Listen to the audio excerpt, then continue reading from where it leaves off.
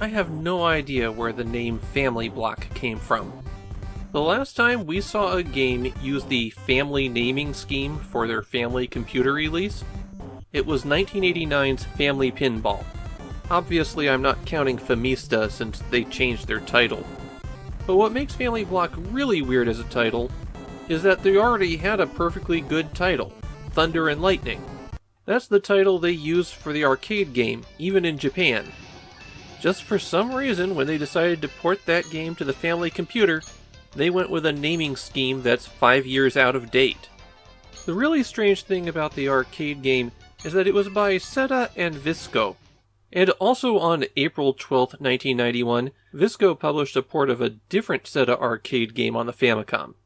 So 2 games from the same company, but published by different companies on the same day.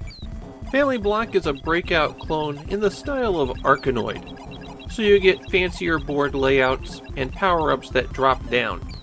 There are 30 stages in Family Block, and there are no continues. You have to beat all 30 in a row. Also, no analog control. Family Block does not work with Taito's Arkanoid controller, so you're restricted to just using the joystick. The arcade game also used a joystick rather than having a paddle controller.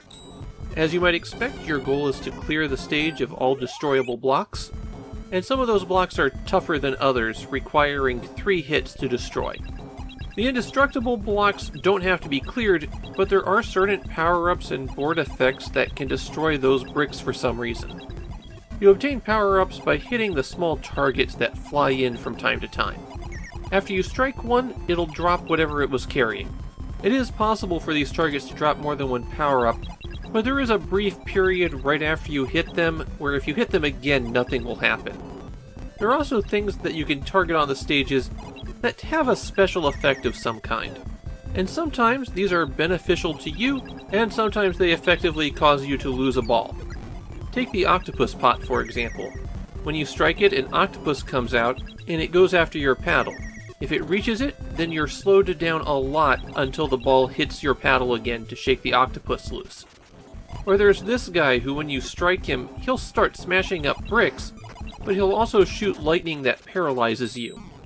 More helpful are things like this bird where if you strike it, it'll fly around and peck away bricks. The worst stage hazard of all is the turtles.